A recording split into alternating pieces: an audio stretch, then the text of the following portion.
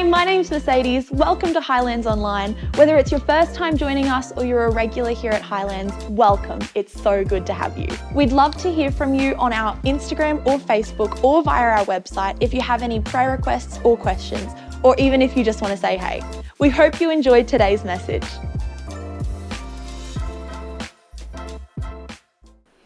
See, there's something really kind of interesting about extraordinary moments, and it's that you don't know, or you seldom know you're in an extraordinary moment when you're in it. Like, more often than not, it's only when you look back in retrospect, years later, that you can kind of connect the dots and you see what God was doing in your life. See, very seldom do we recognize the gravity of a situation in the situation. Very seldom do we recognize the significance of a choice, to borrow from Marvel. Very rarely would we understand the multiversal impact. Yeah, I know, right? The multiversal impact of the very choice that we're making, and how that's going to lead to the next choice and the next choice and the next choice, and where we're going to end up in our life. So I'm kind of deeply aware that the next thing I'm going to say is going to make me sound old, and it's going to make me sound like every single person I've ever met over the age of 70. And that's okay, but I'm just preparing you that, I'm in my mid-30s now, and I've started to realize that life goes quickly. Life goes really quickly. I know, but it does. It does. Like 3 years, 5 years, 10 years, it really does. If you've got a little bit of life under your belt, you realize that it really does go quickly. It really does just start to disappear. And so I want to impress upon you tonight that life is actually what happens in the moments when we're waiting for moments to happen. That life is what happens in between those moments that sometimes we're like, hey, I'm waiting on a defining moment in our life. And I want to impress upon you that we never drift into anything worthwhile. That God has called us to step into a life, and instead of waiting for defining moments to come to us, that we can be an active participant in that life, that life is not something that is happening to us, but we can step into those moments and we can define those moments. So I don't know about you, these are the kind of things that I think about, that I stay up late at night and think about, but do you ever think about the fact that two people can go through basically the same circumstances, but have vastly different outcomes, vastly different futures because of them? See, there's some people that just seem to know how to step into a moment. There's some people that seem to know how to step into what I kind of look at and I go, well, that's just the mundane, everyday life. I mean, that's just going about life. There's nothing significant about that. And then there's some people that seem to be able to grab hold of that life. Some people that seem to be able to grab hold of those moments and go, but there's possibilities in that, and there's opportunities in that, and it leads to a very different momentum in their life and a very different future. See, one of the strange things in life is that two people can be in the same moment and come out with such different momentums in life. And tonight I wanted to look at one of those scenarios. So we're going to pretty much jump straight in, but before we do, I kind of wanted to give you a little bit of background, because we find ourselves partway through our story. We find ourselves partway through the story of Saul and his son Jonathan, and they're in the middle of a battle, and the nation is at war. And so they're encamped opposite the opposing army. And it's this ominous moment where Saul knows, well, they all know, with about 600 men with them, up against about 10 to 15,000 scholars kind of suggest, that there is not a chance in the world that they are going to win in their own strength. And see, we see two very different reactions here. What Saul does is he decides to pull back. He decides to let life happen and to avoid the reality of the future that's waiting for him. And like, as I said, scholars are saying that they were kind of outnumbered maybe 10 or 15 to 1. And I don't know about you, but I kind of go, well, that actually makes sense. Like, and it actually says that Saul pulls back and he goes and takes a nap. And I don't know if life has ever been overwhelming enough for you that you're like, I'm a nap. I'm a big fan of the nap at the best of times. And so I read this and I go, well, yeah, no, you're outnumbered. I mean, strategically, you have no chance of winning this. Naps are always a good idea. I'm kind of with you on that. But what we see is a very different contrast from his son Jonathan, who's faced with the same circumstances. And it says, and I think it's verse 1, it says, but in the middle of the night, his son Jonathan, who was also in the army, wakes up, and he wakes up his armor bearer, so the guy that's there to carry his shield, usually kind of a junior in the army, someone that doesn't have much kind of experience under their belt, but is there to help out the more experienced fighter. And he says, hey buddy, let's go pick a fight. And so this is the moment we've stepped into, and we see these two people and they have these dramatically different kind of outcomes and different futures. And you may have moments in your life that seem mundane, you might have moments in your life that seem meaningless or empty or void of significance, but to somebody else they're filled with opportunity and possibility. And so the great danger in life is to watch it pass by and to never step in and to make it happen. That at some point in every single one of our lives, we have to make a decision, am I going to live a life of risk and opportunity or of safety and regret? And so we'll keep unpacking this story. And so what we see is in 1 Samuel 14, verse 8, Jonathan kind of then lays out his plan of what he's going to do. And it says, Jonathan said to his armor bearer, come on then, we'll cross over towards them and let them see us. If they say to us, wait until we come to you, we'll stay there and we'll not go up to them. But if they say, come to us, we will climb up, because that will be our sign that the Lord is giving them into our hands. See, right before this, Jonathan wakes up his armor bearer, right?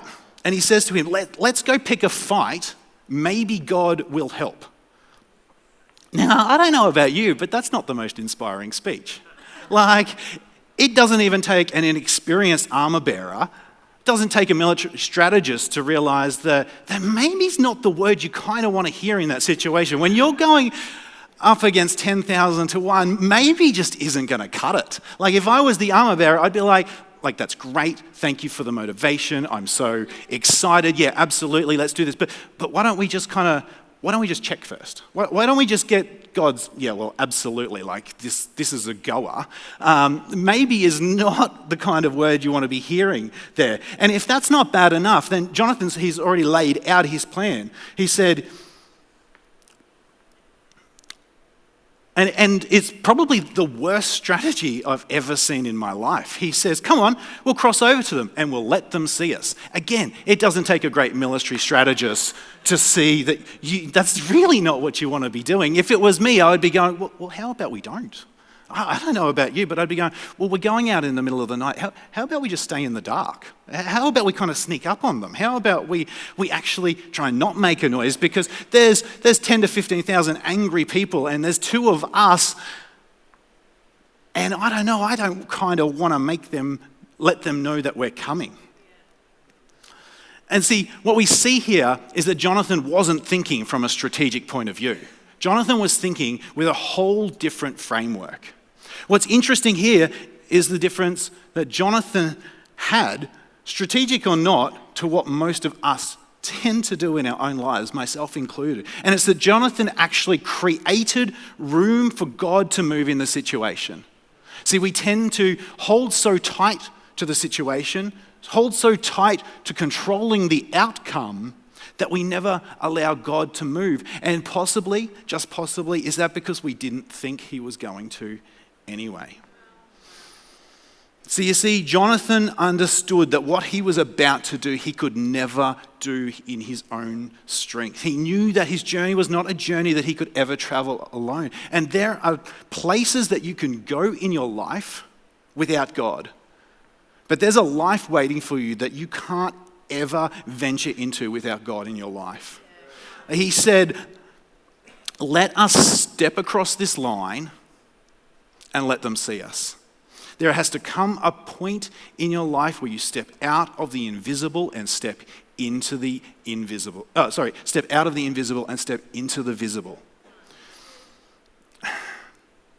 And I get it, because I'm not one that likes attention. I actually kind of hate the focus being on me. And so I read this and I go, but I like the invisible. Like the invisible is comfy. It can get pretty comfy. Like the invisible doesn't have much challenge.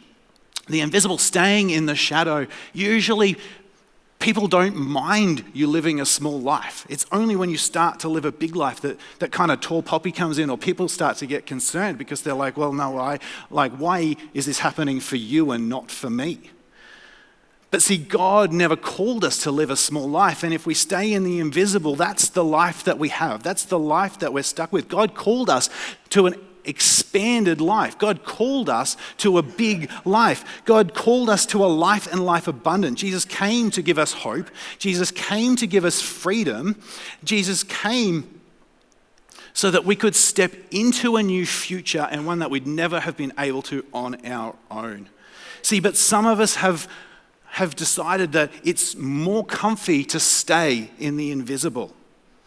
And we've stayed in the invisible in our faith. And we say, and I don't know if you've ever said this, but sometimes we go, God, why aren't you showing up in my life? God, where are you? Why don't you do something in my life? And I kind of think that God is standing over here and he's going, hey, I'm here. I'm in your life. I'm waiting for you to show up in your life. Wow. Right? Maybe God is here. Maybe God is with you. And maybe you don't see your prayers answered because you're not praying, because we don't believe that God is with us or that he could do us. And I know that's heavy tonight, but I want it to be real. And this is as much a sermon for me as it is for everyone here. So like Jonathan, it's time to step out of the shadows. It's time to step out of the invisible, because you were never meant to be in that place in the first time. Like I said, sometimes it is comfy. It is comfy to stay in the invisible. Have you ever been mad at God because maybe he didn't let you stay in the invisible? I know I have. So sometimes things in life happen and you're like, God, I'm so mad at you. Why won't you just let it be easy? Why won't you let my success be easier? Or why are you trying to pull me into something bigger? I'm comfy here. And he's saying, but you see, because you've been trying to settle in a place where you were only ever meant to walk through. Like the Israelites going through Sinai. Maybe we've gotten used to eating the quail and the manna that God provided through the journey. And God's saying, hey, you were never meant to stay there. You were only ever meant to be there for 3 days, but you have settled in for 40 years. And so God is saying, I have so much more for you if only you would step out of the invisible and into the visible. Okay, back to Jonathan. So Jonathan's telling them this brilliant strategy, saying, let them see us, right?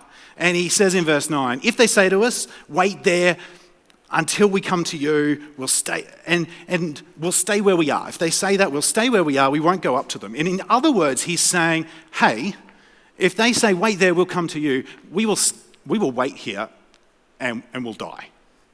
Because that will be the sign that things aren't going to go well. And then he says, but if they say, come up to us, we'll climb up. And that's the exciting thing, because that means that God is with us. If they invite us up, that means that God is with us. See, kind of a bit more context, they're walking between two cliffs. The cliffs, they have to walk between two boulders, and the Philistines are on the high ground. Now, if you know anything from Star Wars, if you've ever studied the great treaty of life that is Star Wars, you'll know that the high ground is the advantage. You want the high ground, absolutely. And to climb up, they have to use their hands and their feet. They can't be carrying weapons. They can't be fighting off an attack. They're climbing up a cliff. So it makes absolutely no sense whatsoever.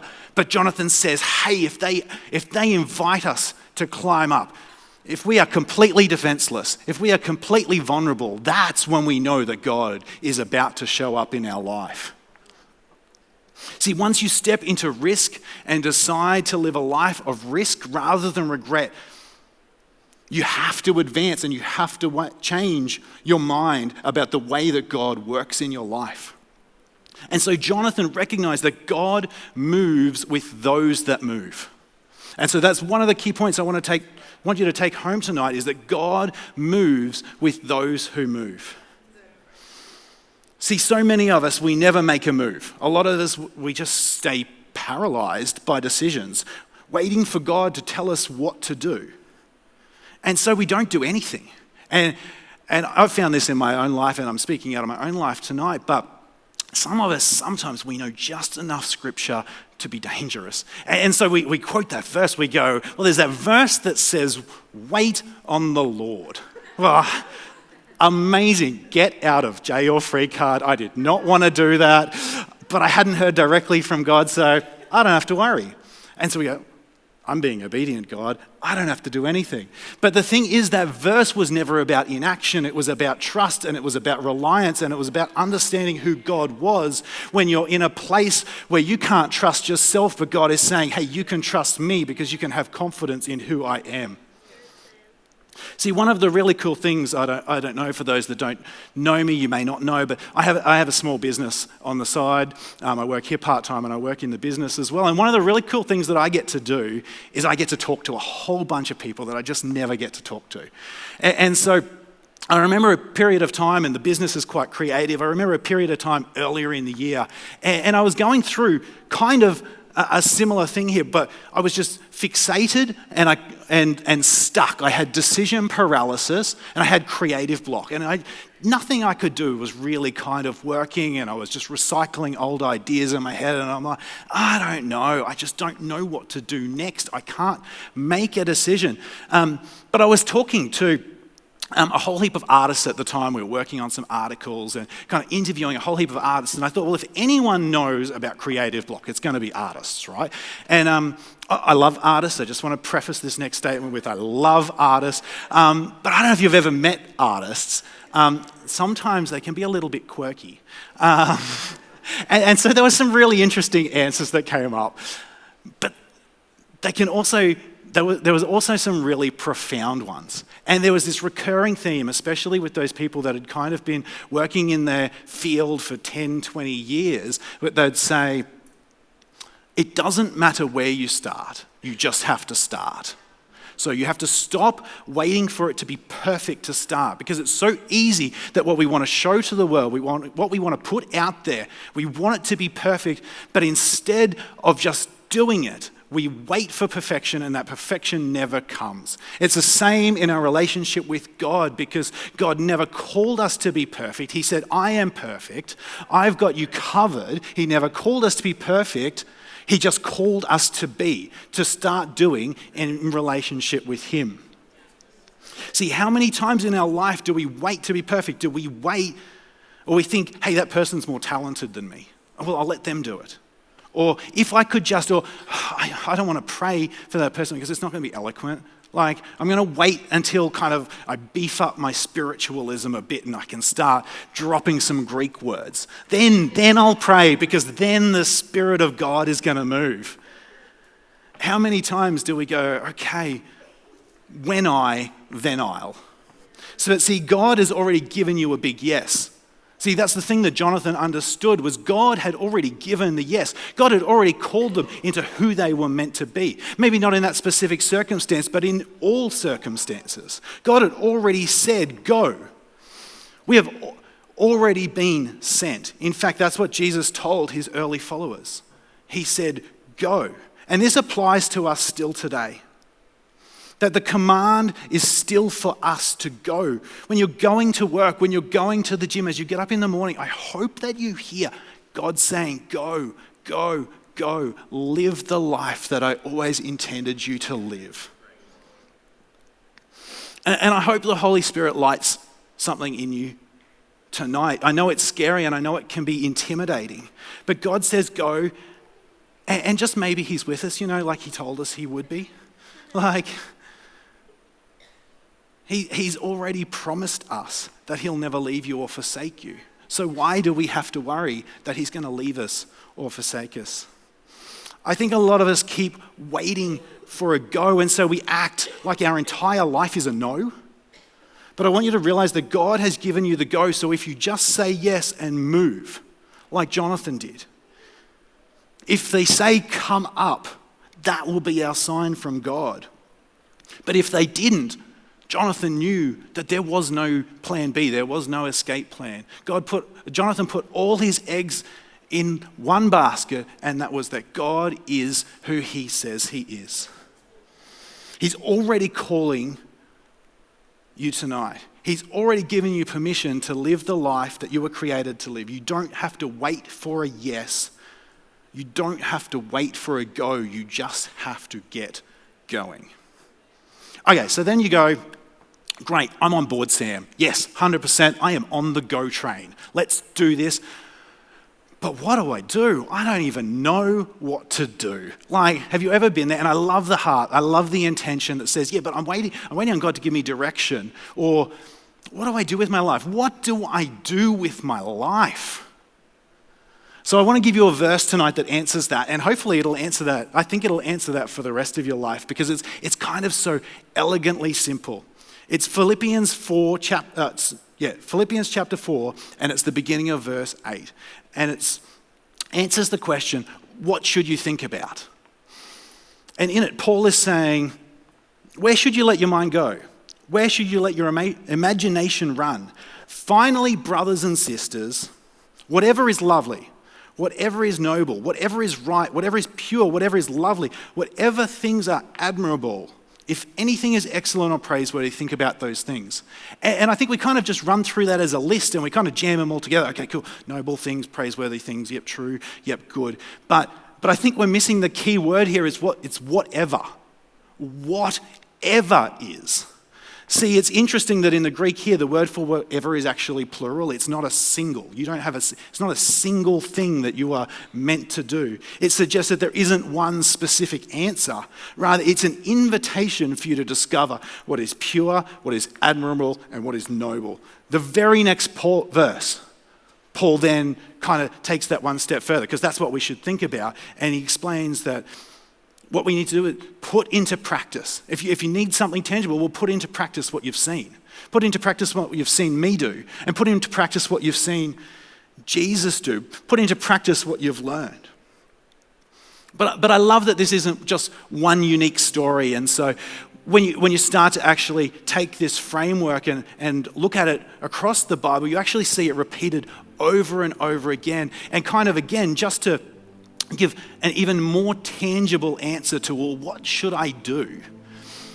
I love the story of Moses when he's talking to God and God has called him to lead the Israelite people, and Moses is making all of the excuses in the world. And he's saying, no, I can't talk. They won't listen to me. I've done this in my life. I've made this mistake. And he says, God, what could I even do? And God says, well, what's in your hand? Use that.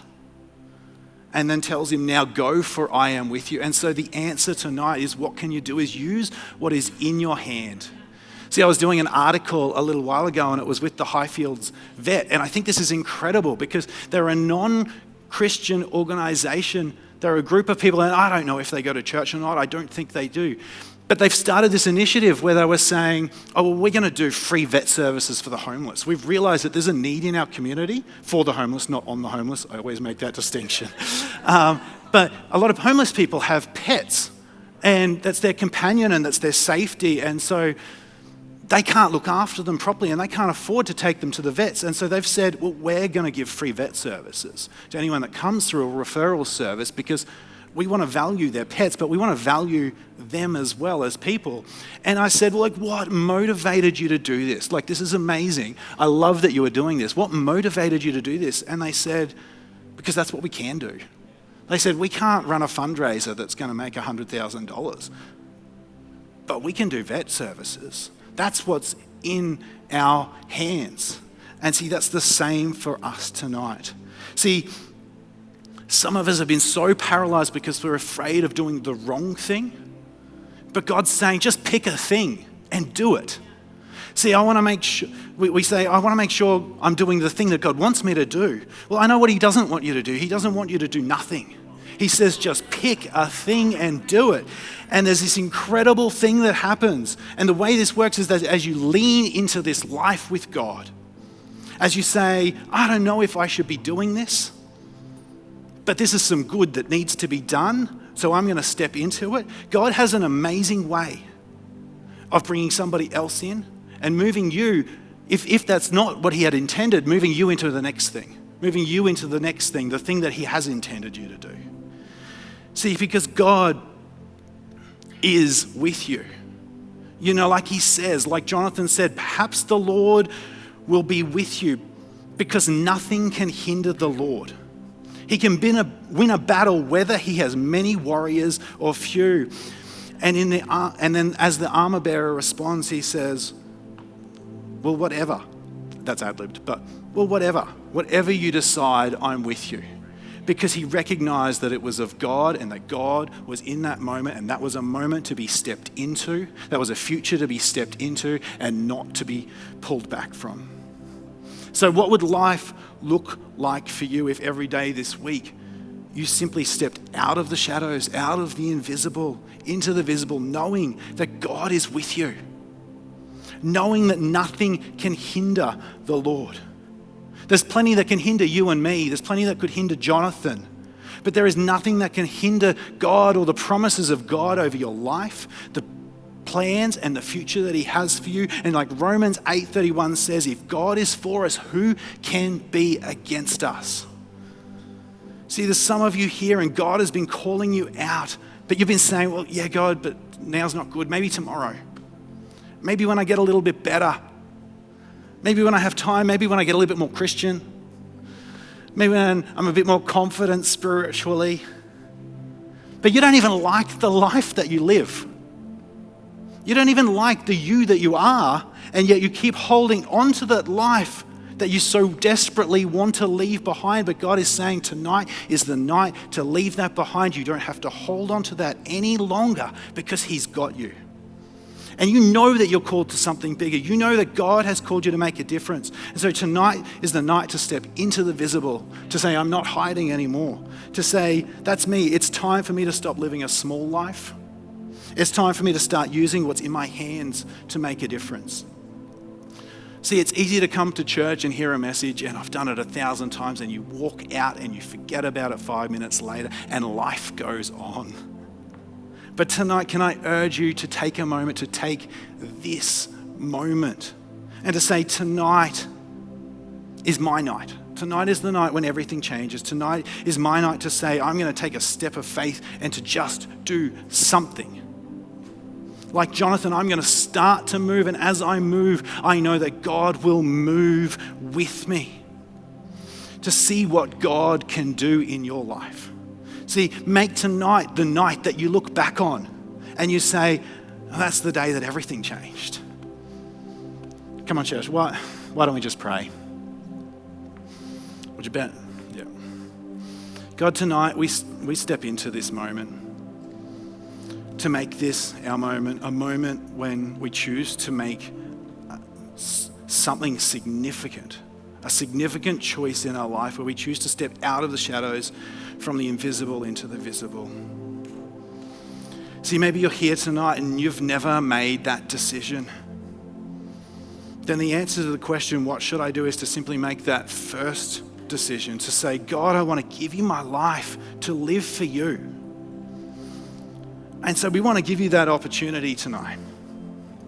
If you're here and you're ready to trust Jesus with your life, if you're here and you're done trying to do life alone and you're ready to let Jesus be the Lord and Master and God of your life, if you're ready for him to give you the forgiveness you need and the freedom that you long for, I'm going to simply ask you to move tonight. And I'm not going to embarrass you. I'm not going to call you out.